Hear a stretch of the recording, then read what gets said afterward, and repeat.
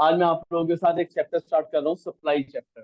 तो सप्लाई को पहले बेसिकली समझते हैं क्या सप्लाई चैप्टर में क्या होती है सप्लाई। तो देखो बच्चों, इस चैप्टर में हम यही सब पढ़ेंगे। सबसे पहले सप्लाई का मीनिंग आता है। क्या वर्ड आता है? सप्लाई का मीनिंग। इसको समझाता हूँ, जल्दी समझ आ जाएगा। ये हमारे सामने एक बच्चा बैठा है, गुप्ता जी है।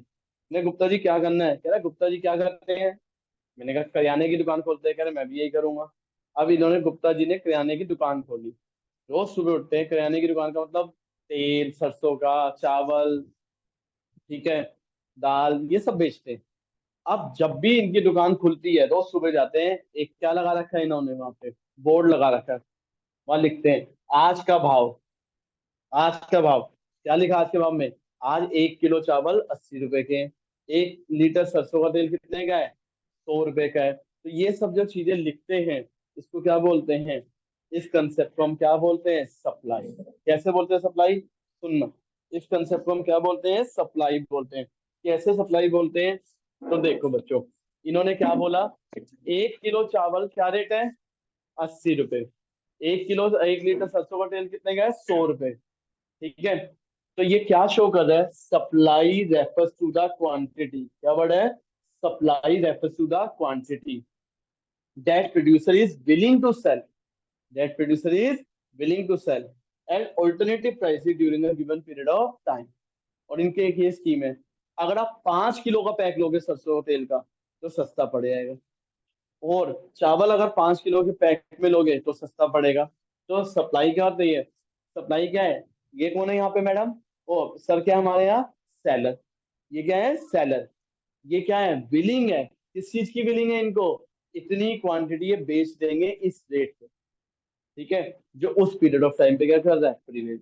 क्या सप्लाई जो होती है वो एक ही प्राइस पे होती है? डिफर करती है प्राइस? डिफर।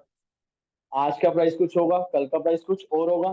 ठीक है। और अगर बल्क क्वांटिटी में खरीदोगे तो अलग प्राइस चार्ज किया जाएगा, कम क्वांटिटी में खरीदोगे तो अलग। तो यहाँ पे एक वर्ड क्या यूज किया गया? Alternative price. यहाँ तक क्लियर है? तो सप्लाई का मतलब होता है इफेक्टिव सप्लाई। क्या मीनिंग होता है? इफेक्टिव। अच्छा, एक क्वेश्चन आता है, मेरे पास 100 यूनिट पड़ी है। कितनी यूनिट पड़ी है? 100। लेकिन मैं बेचना चाहता हूँ 60 यूनिट। तो सप्लाई 100 यूनिट की होंगी, 60 यूनिट की? 60।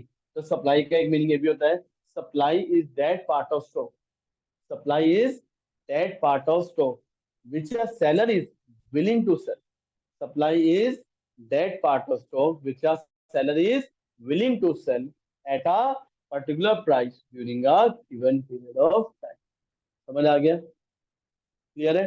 तो सप्लाई का एक मीनिंग क्या होता है? जितना भी हम स्टॉक पड़ा है उसमें से जितना सेलर विलिंग है सेल करने के लिए, उसे क्या बोलते हैं? सप्लाई। तो मीनिंग समझ आ गया सप्लाई का क्या होता है? पक्का?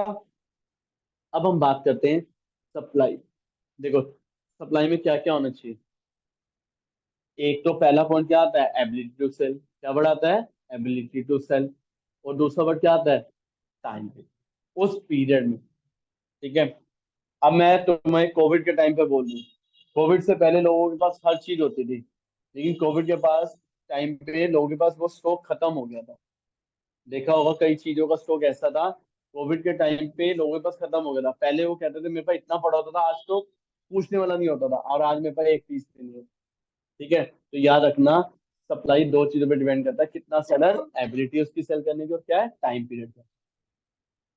मैंने वैसे सिंपल डेफिनेशन बता दी है। अच्छा, स्टॉक और सप्लाई में डिफरेंस क्या होता है? मेरे पास 100 यूनिट पड़ी है, वो स्टॉक है सप्लाई है? स्टॉक। जितने गुड्स मेरे पास अवेलेबल है वो मेरा क्या है? और जितनी मेरी इच्छा है बेचने की वो क्या है? मेरी सप्लाई। तो सप्लाई का मीनिंग समझ आ गया? क्या मीनिंग होता है पढ़ो सप्लाई का और स्टॉक का? स्टॉक का मतलब क्या होता है? Total quantity that is available in the market. और सप्लाई का मीनिंग क्या होता है? कितना मैं विलिंग हूँ क्या करने के लिए? सेल करने, यानी रेडी हूँ कितना बेचने के लिए, वो क्या हो गई? सप्लाई। ठीक है। ये एग्जांपल पढ़ो। मेरे पास 200 चेयर पड़ी है स्टॉक में। कितनी पड़ी है? 200 चेयर। लेकिन मैं विलिंग हूँ 50 चेयर बेचने में। कितने में? 300 में। 100 चेयर 400 में। तो सप्लाई कितनी होगी? 50 और कितनी? 100, 150 यूनिट की होगी। जो एक्चुअली मैं बेच रहा हूँ वो मेरी क्या हो गई? सप्लाई। और जितना मेरे पास माल पड़ा है वो मेरा क्या हो गया? यहाँ तक क्लियर है? अब एक चीज देखो, प्राइस बढ़ेगा। अगर प्राइस बढ़ेगा, लोग कहते हैं डिमांड का उल्टा चैप्टर कौन सा होता है? सप्लाई। डिमांड का उल्टा चैप्टर क्या होता है? सप्लाई। सही कहते हैं, बिल्कुल सही कहते हैं। देखो क्यों, प्राइस बढ़ेगा, सप्लाई क्या होगी? क्यों सर? प्रोड्यूसर का प्रॉफिट मार्जिन क्या होगा? बढ़ेगा। अगर प्राइस बढ़ेगा, प्रोड्यूसर का प्रॉफिट मार्जिन क्या होगा? बढ़ेगा। तो वो बताओ, सप्लाई ज्यादा करेगा कम करेगा? ज्यादा। सर मेरा एक क्वेश्चन है, मैंने कहा यस बेटा, क्या क्वेश्चन है? सर अगर प्राइस बढ़ेगी तो लोग डिमांड तो कम करेंगे, जब डिमांड कम करेंगे तो सप्लाई कैसे बढ़ जाएगी? तो बच्चों याद रखना, डिमांड चैप्टर तुमने किसके पॉइंट ऑफ व्यू से पढ़ा था? कंज्यूमर के। सप्लाई चैप्टर किसके पॉइंट ऑफ व्यू से पढ़ेंगे? प्रोड्यूसर। ठीक है, हमें यहाँ पे कंज्यूमर से मतलब नहीं है। और इन दोनों का मिक्सचर जब हम पढ़ेंगे, उस चैप्टर का नाम आएगा प्राइस डिटरमिनेशन। क्या नाम आएगा? जब हम डिमांड सप्लाई दोनों की बात करेंगे तो उस चैप्टर का नाम क्या आता है? Price determination. क्या नाम है चैप्टर का? Price determination. ओके, हाँ जी, क्लियर है? पक्का? तो ये चैप्टर किसके पॉइंट ऑफ व्यू से पढ़ने से? प्रोड्यूसर। तो प्राइस बढ़ेगा, प्रोड्यूसर का प्रॉफिट मार्जिन क्या होगा? बढ़ेगा। जब तुम डिमांड पढ़ते थे तो वहां ये पढ़ते थे प्राइस कम हो रहा है, डिमांड बढ़ रही है, क्या वहां सोचा था प्राइस कम हो रहा है, प्रोड्यूसर का तो प्रॉफिट हो नहीं रहा? सिर्फ किसका पॉइंट ऑफ व्यू था? कंज्यूमर का। और यहाँ पे सिर्फ किसका पॉइंट ऑफ व्यू रखना है? प्रोड्यूसर। और दोनों का पॉइंट ऑफ व्यू हम मर्ज कर देते हैं कौन से चैप्टर में? लास्ट यूनिट में एक चैप्टर है प्राइस डिटर्मिनेशन में 40 डायग्राम्स है, उसमें हम पढ़ेंगे। तो ये समझ आ गया? प्राइस बढ़ रहा है, सप्लाई क्या हो रही है? बढ़ रही है। बताओ डायरेक्ट रिलेशन है इनवर्स है? बताओ, प्राइस बढ़ रही है सप्लाई बढ़ रही है, डायरेक्ट है इनवर्स है? डायरेक्ट। प्राइस बढ़ रही है सप्लाई बढ़ रही है, दोनों में कैसा रिलेशन है? डायरेक्ट। यहाँ तक ओके? ठीक है, अब बताओ हम प्राइस और देखो, सप्लाई का मतलब क्या होता है? Whole supply. देखो, ये प्राइस बढ़ रही है, ये क्या हो रही है? सप्लाई बढ़ रही है। तो सप्लाई का मतलब क्या होता है? Whole supply schedule. It is not a single quantity. अगर मैं बोलता हूँ 20 रुपए के प्राइस पे, कितने के प्राइस पे? 20 रुपए के प्राइस पे कितनी सप्लाई हो रही है? 40 की। तो इसे हम बोलते हैं क्वांटिटी सप्लाई। क्या बोलते हैं? और जब हम ये अलग अलग प्राइस पे अलग अलग क्वांटिटी को देखते हैं, इसे क्या बोलते हैं? Supply schedule. क्या बोलते हैं? जब हम एक ही प्राइस पे देखते हैं तो उसे क्या बोलते हैं? Quantity supply. और डिफरेंट प्राइस पे डिफरेंट सप्लाई को देखते हैं, क्या बोलते हैं उसे? Supply schedule. यहाँ तक ओके? करी? अब इसके में देखो जी, तो quantity which is supplied at some particular price is called quantity supply. मैंने बता दिया, अगर 30 के प्राइस पे 50 की सप्लाई है तो क्या होगा? ये क्वांटिटी सप्लाई। 40 के प्राइस पे 60 की सप्लाई है तो क्या होगा? क्वांटिटी। ओके, यहाँ तक समझ आ गया? ठीक है जी, यहाँ तक ओके? तो इस वर्ड को क्या बोलते हैं? Quantity supply. ये क्वांटिटी सप्लाई। ठीक है,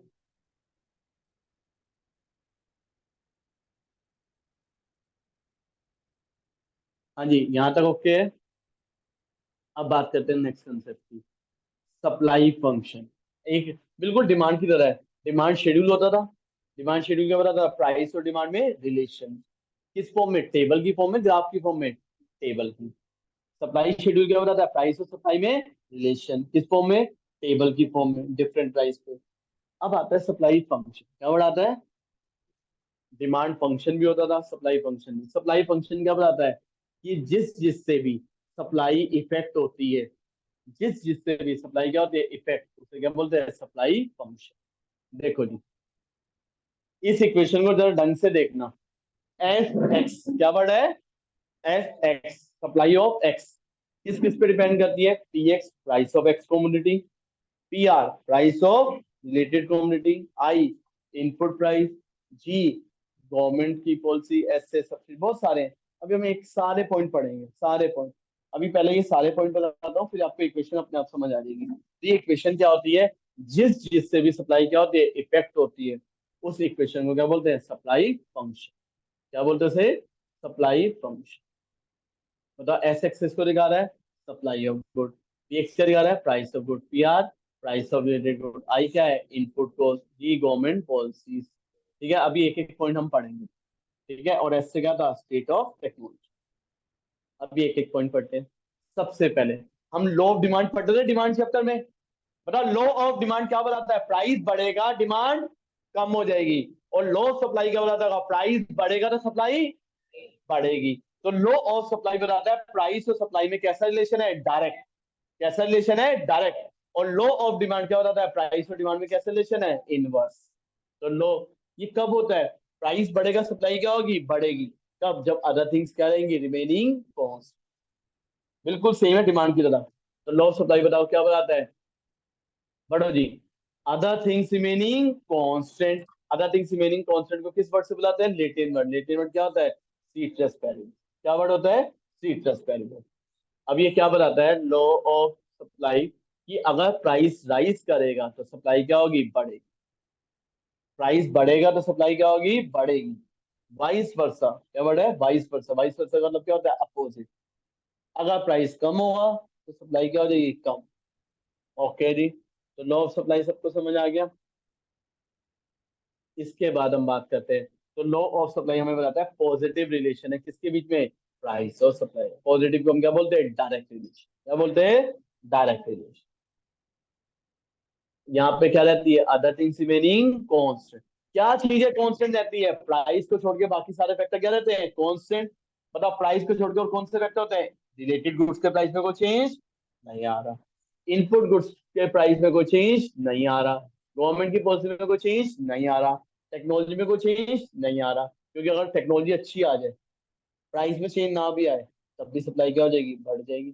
तो हम ये मान के चलते हैं प्राइस को छोड़ के बाकी सारे फैक्टर क्या है, कांस्टेंट। ऐसे लॉ ऑफ डिमांड होता था। प्राइस और डिमांड में क्या होता है, इनवर्स रिलेशन। जब अदर थिंग्स क्या आती है, कांस्टेंट। अदर थिंग्स क्या होती थी, इनकम, कंज्यूमर का टेस्ट एंड प्रेफरेंस, यानी प्राइस को छोड़ के बाकी सारी चीजें क्या होती थी, constant. Okay, law of supply. ठीक है, अब बात करते हैं नेक्स्ट, सप्लाई शेड्यूल। अभी हमने पढ़ा क्या होता है सप्लाई शेड्यूल, टेबुलर स्टेटमेंट जो क्या दिखाता है, डिफरेंट क्वांटिटी और डिफरेंट प्राइस के बीच में क्या दिखाता है, रिलेशन। अभी मैंने पहले ही बता दिया है। हाँ जी, सप्लाई शेड्यूल पढ़ लिया था ना, टेबल पढ़ ली थी। सप्लाई शेड्यूल क्या होता है, tabular relationship between price and quantity supplied at different price, at different price.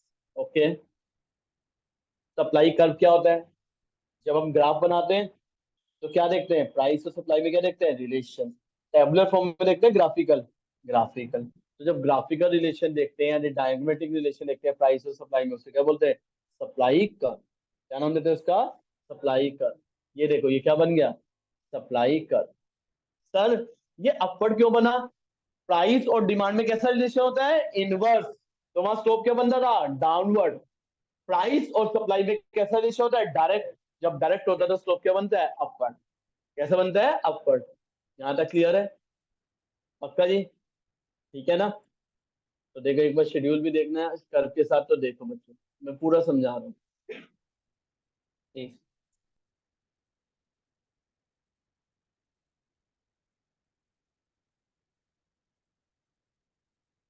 ये हमने सप्लाई कर्व पढ़ लिया। देखो प्राइस बढ़ रहा है 20 से कितना हो रहा है, 30। सप्लाई क्या हो रही है, बढ़ रही है। प्राइस 40 से कितना हो रहा है, 50। प्राइस बढ़ रहा है, सप्लाई क्या हो रही है, बढ़ रही है। यानी प्राइस और सप्लाई में क्या है, डायरेक्ट रिलेशन। हम किस फॉर्म में देख रहे हैं, ग्राफ की फॉर्म में। तो क्या बोलते हैं इसे, सप्लाई कर्व।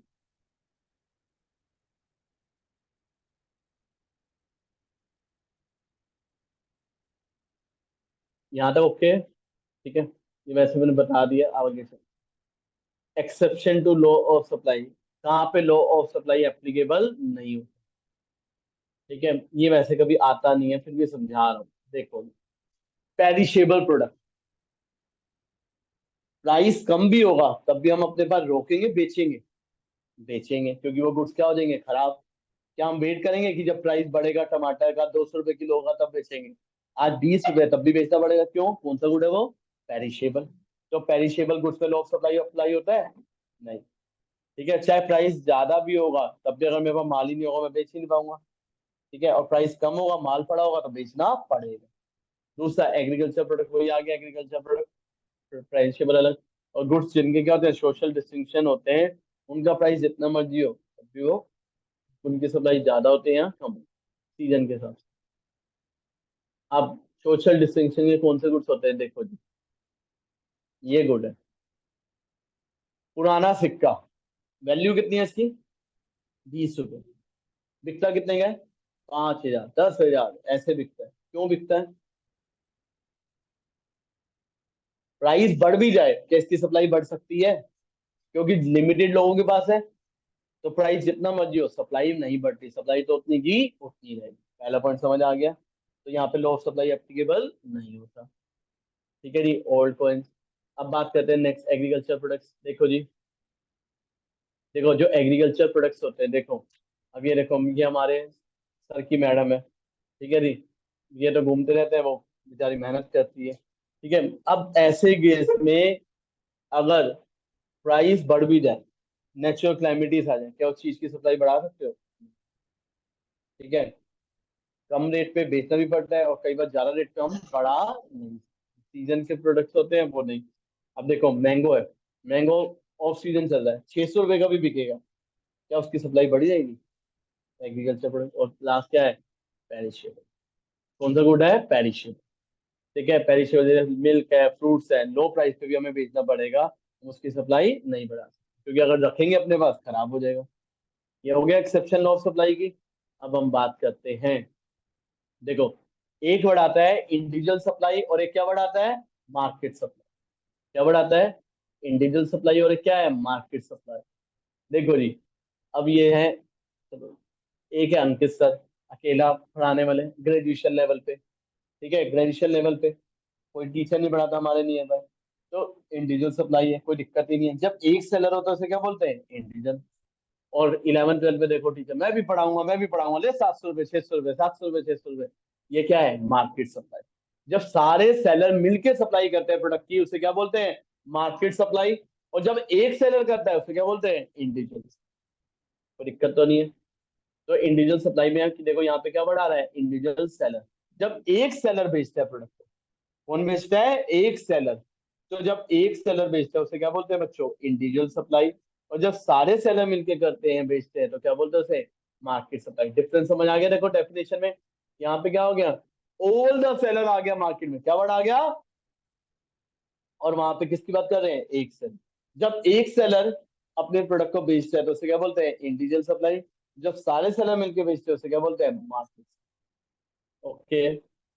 हाँ जी, ओके रिपोर्ट है यहाँ तक।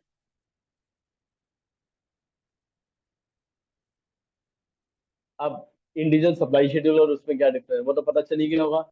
इंडिविजुअल सप्लाई शेड्यूल में हम किसकी बात करेंगे? एक सेलर की, टेबुलर रिलेशन में। ठीक है, यहाँ देखो किसकी बात हो रही है, अगर मैं सिर्फ ए की बात कर रहा हूँ, किसकी बात कर रहा हूँ, तो वो क्या हो गया? इंडिविजुअल। बी की बात कर रहा हूँ, इंडिविजुअल। सी की बात कर रहा हूँ, इंडिविजुअल। और इन सबके टोटल की बात करूंगा तो वो क्या बन जाएगा? Market supply. A B C का टोटल हो गया, तो क्या बन गया? Market supply schedule. ओके। तो मार्केट सप्लाई शेड्यूल में हम एक सेलर की बात करते हैं कि बहुत सारे सेलर की? तो ये इन सबका टोटल होता है, हॉरिजॉन्टल समीशन होता है किसका? इंडिविजुअल। इंडिविजुअल में एक सेलर की बात करते हैं, मार्केट में उन सबका टोटल। कई बार तो इसके न्यूमेरिकल आ जाते हैं। अभी एक स्कूल में आया न्यूमेरिकल, ए बी सी दे दिया, कह रहा मार्केट सप्लाई निकालो। बीकॉम में आया, सॉरी बीकॉम में, कितने नंबर का क्वेश्चन है? 10 नंबर। सिर्फ टोटल करके लिखना था और मीनिंग लिख दो। बीकॉम का फिफ्थ सेमेस्टर का क्वेश्चन पेपर है, लास्ट ईयर का, चेक कर लेना माइक्रो का। यहाँ तक ओके? समझ आ गया जी? अब हम बात करते हैं किसकी? इंडिविजुअल सप्लाई और मार्केट। तो इंडिविजुअल में किसकी बात करेंगे? एक सेलर की। और मार्केट सप्लाई में किसकी बात करेंगे? ओवर दस। यहाँ पे देखो किसकी बात हो रही है? पूरी मार्केट की, होल मार्केट की। और यहाँ किसकी बात हो रही है? एक सेलर। देखो ये डायग्राम है, डायग्राम देखो। देखो जी, ये एक सेलर है, ये बी सेलर है। जब तक ये आपको ये ए सेलर की बात हो रही है, वो किसकी बात हो रही है? बी की। और इन दोनों का अगर मैं टोटल कर दूं तो क्या बन जाएगा? Market supply. क्या बन जाएगा? मार्केट। तो यहाँ ए की बात हो रही है, ये बी की बात हो रही है, और इन दोनों का टोटल कर दिया तो क्या बन गया? Market supply. ठीक है सर, टोटल कैसे किया? वैल्यूज का टोटल करके दिया। समझ आ गया? पक्का? ठीक है। अब देखो जी, ये देखो टोटल करके दिखा दिया है। यहाँ पे देखो कितनी सप्लाई हो रही थी? दो की। और इसकी कितनी हो रही थी? तीन की। तो दो प्लस तीन, या सीधा कितना दिखा दिया? पांच। 2 रुपए के प्राइस पे कितना दिखा दिया? पांच। अच्छा, यहाँ पे सप्लाई हो रही थी कितने की? छह। ये छह है और ये कितना है? सात। ये छह है और ये क्या है? सात। 6 + 7 टोटल कितना हो गया? 13। तो 4 रुपए के प्राइस पे क्या दिखा दिया? ओके। समझ आ गया? हाजिरी लग गई? ओके। ठीक है। तो मार्केट सप्लाई क्या होता है? इनका टोटल। अब बात करते हैं सप्लाई किस किस से इफेक्ट होता है। डिटर्मिनेंट्स ऑफ सप्लाई, क्या वर्ड आता है? डिटर। अच्छा, डिटर्मिनेंट्स को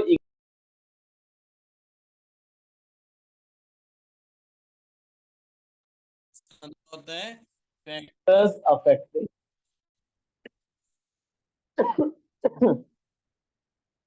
तो बताओ जी, सप्लाई के कौन कौन से फैक्टर हैं हम पढ़ने जा रहे हैं। देखो जी, स्टार्टिंग से पढ़ेंगे एक एक पॉइंट। सबसे पहला पॉइंट क्या आता है? सबसे पहला पॉइंट। तो बच्चों, सबसे पहला फैक्टर जो मेरी सप्लाई को इफेक्ट करता है वो क्या? हमने अभी पढ़ा प्राइस और सप्लाई में कैसा रिलेशन होता है, डायरेक्ट। अगर प्राइस बढ़ेगा तो सप्लाई क्या होगी, बढ़ेगी। प्राइस कम होगा तो सप्लाई क्या होगी, कम होगी। तो पहला फैक्टर समझ आ गया, प्राइस से इफेक्ट होती है सप्लाई की, नहीं होती, होती है। प्राइस बढ़ जाता है तो उस चीज की सप्लाई बढ़ जाती है, और अगर प्राइस कम हो जाता है तो उस चीज की सप्लाई कम हो जाती है। ठीक है, तो ये देखो बच्चों, प्राइस बढ़ेगा तो सप्लाई क्या होगी, बढ़ेगी। प्राइस कम होगा तो सप्लाई क्या हो जाएगी, कम। तो प्राइस और सप्लाई में कैसा रिलेशन है, डायरेक्ट। कैसा रिलेशन है, डायरेक्ट। ये डायग्राम है, डायग्राम को जरा ढंग से समझना। पहला फैक्टर समझ आ गया? पहला फैक्टर क्लियर है? पक्का? अब आता है second factor, price of related goods. क्या वर्ड आता है, प्राइस ऑफ रिलेटेड। देखो जी, एनसीईआरटी यानी अगर आप बुक्स में देखो तो सीबीएसई ने इसका नाम दिया हुआ है अदर कॉम्पोनेंट। क्या नाम दिया हुआ है, अदर। वहाँ यहाँ पे सब्स्टिट्यूट डिमांड चैप्टर पढ़ते थे। डिमांड में किसकी बात होती थी, सब्स्टिट्यूट गुड्स और कॉम्प्लीमेंट। यहाँ सब्स्टिट्यूट गुड्स और कॉम्प्लीमेंट की बात नहीं होती। या देखो बच्चों, ये स्कूटर है, ये क्या है, स्कूटर। और ये क्या है, बाइक। बजाज कंपनी स्कूटर भी बनाती है और बाइक भी बनाती है। बताओ, बजाज कंपनी स्कूटर भी बनाती है, बाइक भी बनाती है। बजाज के पहले तुमने सुना होगा चेतक के स्कूटर आते थे, ठीक है, बहुत चलते थे उस टाइम। लेकिन लोगों का एकदम फैशन में क्या हुआ, चेंज आया। लोगों ने किसको प्रेफर किया, बाइक को। उसके बाद बजाज की पल्सर बाइक बहुत चली। जब बताओ बजाज के पल्सर का प्राइस बढ़ता चला गया, बताओ बजाज कंपनी बाइक ज्यादा बनाना प्रेफर करेगी, स्कूटर बनाना ज्यादा प्रेफर करेगी, बाइक। तो देखो बच्चों, ये देखो, ठीक है। और अगर उसका प्राइस कम हो जाए तो, अगर सपोज करो, यहाँ पे देखो स्कूटर है, सपोज करो किसकी बात हो रही है, स्कूटर। स्कूटर के प्राइस में कोई चेंज नहीं आ रहा, बाइक का प्राइस बढ़ गया, तो बाइक ज्यादा बनाएंगे स्कूटर को, बाइक ज्यादा बनाएंगे स्कूटर को, बाइक को। स्कूटर की सप्लाई क्या हो जाएगी, कम। ठीक है, मैं एग्जांपल लेके चलता हूँ, मैं इको भी पढ़ाता हूँ, बीएसटी भी पढ़ाता हूँ। मुझे इको में अगर ज्यादा फीस मिलेगी, मैं इकोनॉमिक्स ज्यादा पढ़ाऊंगा, बीएसटी। इकोनॉमिक्स ज्यादा पढ़ाऊंगा, बीएससी इकोनॉमिक्स। तो बीएससी की सप्लाई क्या हो जाएगी, कम हो जाएगी। सेम वे में बजाज बाइक भी बनाती है और स्कूटर भी। अगर बजाज को बाइक में ज्यादा प्राइस मिलेगा तो बजाज स्कूटर ज्यादा बनाएगी, बाइक बाइक तो स्कूटर की सप्लाई क्या हो जाएगी, कम। कम हो जाएगी, कहाँ शिफ्ट हो रही है, लेफ्ट। लेफ्ट शिफ्ट को क्या बोलते हैं, डिक्रीज इन सप्लाई। क्या बोलते हैं? क्या गुड्स के प्राइस में चेंज आ रहा है, नहीं। बजाज के प्राइस में कोई चेंज नहीं आ रहा, बजाज स्कूटर के प्राइस में कोई चेंज नहीं आ रहा, बजाज के बाइक की वजह से स्कूटर की सप्लाई क्या हो रही है, इफेक्ट। तो समझ आ गया? पक्का? तो यहाँ सप्लाई कम हो रही है किसकी, स्कूटर की, तो इसे क्या बोलते हैं, डिक्रीज इन सप्लाई। सर इसमें और पहले वाले डायग्राम में डिफरेंस क्या है? यहाँ पे स्कूटर के प्राइस में कोई चेंज नहीं आ रहा, और पहले वाला क्या था, स्कूटर का प्राइस चेंज होता है, इसकी वजह से स्कूटर की सप्लाई क्या हो रही थी, चेंज। क्लियर है ये पॉइंट? ओके। अच्छा, ये देखो पढ़ो। In India now prices of bikes are rising. There are two company like Bajaj auto have stop manufacturing. उसने स्कूटर बनानी क्या कर दी, बंद कर दी। स्कूटर के प्राइस में कुछ चेंज नहीं आया, फिर भी स्कूटर की सप्लाई क्या हो गई, कम। क्योंकि उसके लिए बाइक बनाना ज्यादा क्या हो गया, प्रॉफिट। ठीक है जी, पक्का? इनपुट कॉस्ट क्या बढ़ा रहा है, इनपुट कॉस्ट। सर पहले बताओ इनपुट कॉस्ट होती क्या है? अच्छा, प्रोडक्ट को बनाते हैं तो क्या लगता है, रॉ मटेरियल लगता है, लेबर लगती है। मैं एक प्रोडक्ट 1,000 रुपए का बेचता हूँ, कितने का बेचता हूँ, उसे बनाने का खर्चा आता था 800 रुपये। मेरा प्रॉफिट कितना था, 200।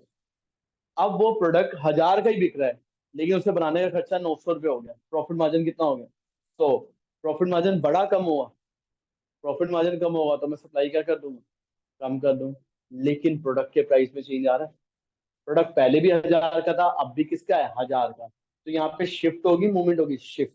लेफ्ट शिफ्ट को क्या बोलेंगे, डिक्रीज। क्या बोलेंगे, समझ आ गया? और अगर मैं 1,000 रुपए का बनाता बेचता था और उसे बनाने का खर्चा 700 रुपये हो गया, कितना हो गया, मेरा प्रॉफिट मार्जिन कितना हो गया, 300। प्रॉफिट मार्जिन बढ़ गया, कम हो गया, बढ़ गया। बढ़ गया तो सप्लाई क्या हो जाएगी, बढ़ जाएगी। प्रोडक्ट के प्राइस पे चेंज आ रहा है, नहीं। 1000 की चीज अभी भी कितने की बिक रही है, 1000। इस केस में सप्लाई लेफ्ट वर्ड शिफ्ट होगा, right word, right word. Right word को क्या बोलते हैं, इंक्रीज। देखो बच्चों, देखो जरा, अगर इनपुट का प्राइस कम हो जाता है तो मेरी ओवरऑल कॉस्ट ऑफ प्रोडक्शन कम हो जाती है। ओवरऑल कॉस्ट ऑफ कम हो जाएगी तो प्रोड्यूसर ज्यादा प्रोड्यूस करेगा, कम करेगा, ज्यादा, क्योंकि वो प्रोडक्ट क्या हो जाएगा, प्रॉफिटेबल। क्या हो जाएगा, प्रोडक्ट प्रॉफिटेबल। समझ आ गया जी, पक्का। हाँ जी, यहाँ सप्लाई कहाँ शिफ्ट होगा, right word, left word, right word. Right word shift हो क्या बोलेंगे, इंक्रीज इन। तो ये देखो जी, अगर इनपुट का प्राइस कम हो जाता है, ढंग से समझना, अगर इनपुट का प्राइस कम हो जाता है तो प्रॉफिट मार्जिन क्या होता है, बढ़ जाता है। सप्लाई कहाँ शिफ्ट होती है, राइट पर। और अगर इनपुट का प्राइस देखो राइट पर शिफ्ट हो गया, अगर इनपुट का प्राइस क्या हो रहा है, कम। डायग्राम देखो ढंग से, डायग्राम बच्चों, डायग्राम। यहाँ तक क्लियर है, पक्का। अब मैं बात करता हूँ, देखो, अगर इनपुट का प्राइस बढ़ गया, अगर इनपुट का प्राइस क्या हो गया, बढ़ गया, तो प्रॉफिट मार्जिन बढ़ा, कम हो गया। बताओ, अगर इनपुट का प्राइस बढ़ गया तो प्रॉफिट मार्जिन बढ़ा, कम हो गया। कम हो गया तो सप्लाई कहाँ शिफ्ट हो जाएगी, लेफ्ट पर। लेफ्ट पर शिफ्ट को क्या बोलेंगे, डिक्रीज। ओके, समझ आ गया, पक्का। ठीक है ना।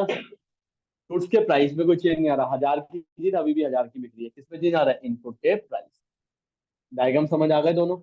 Next, government policy. देखो गवर्नमेंट क्या लगाती है प्रोडक्ट पे, एक्साइज ड्यूटी लगाती है। क्या लगाती है गवर्नमेंट, एक्साइज ड्यूटी, टैक्स लगाती है, ताकि कई चीजों की प्रोडक्शन क्या की जाए, कम की जाए। अगर गवर्नमेंट टैक्स लगा देती है तो बताओ उस चीज को बनाने का खर्चा बढ़ता है, कम होता है, बढ़ जाता है। सप्लाई क्या होती है, कम।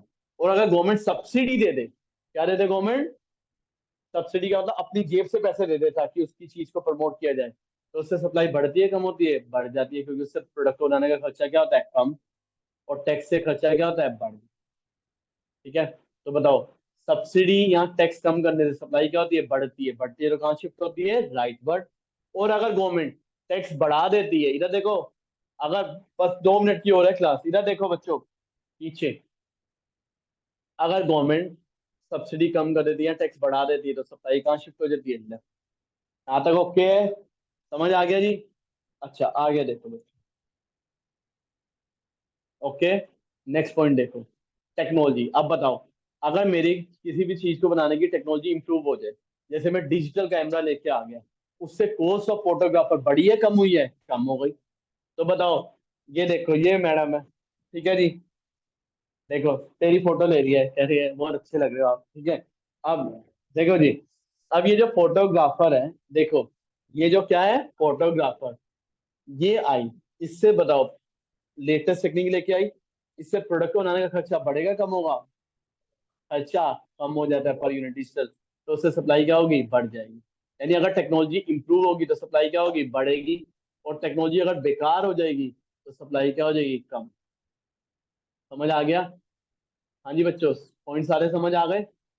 अगर टेक्नोलॉजी ऑब्सोल्यूट हो जाए तो सप्लाई क्या हो जाएगी, कम। और अगर टेक्नोलॉजी एडवांस हो जाए तो सप्लाई क्या हो जाएगी, बढ़। टेक्नोलॉजी समझ आ गया पॉइंट, कोई दिक्कत तो नहीं है, पक्का ना। ठीक है, ये थे हमारे सप्लाई के फैक्टर्स। अब ये लास्ट क्वेश्चन है, चैप्टर भी खत्म। मुश्किल लगा चैप्टर, बताओ। इधर देखना जरा ढंग से, ये जो स्लाइड्स है ना, ये देखो, ये बंदा घूमता हुआ जाएगा, देखो ये कैसे जाएगा। जब भी सप्लाई का शिफ्ट होता है उसे क्या नाम देते हैं हम लोग, चेंज इन सप्लाई, क्या बोलते हैं। और जब सप्लाई में शिफ्ट नहीं आता, क्या होती है, मूवमेंट आती है, क्या बोलते हैं उसे, चेंज इन क्वांटिटी। क्या बोलते हैं, चेंज इन क्वांटिटी।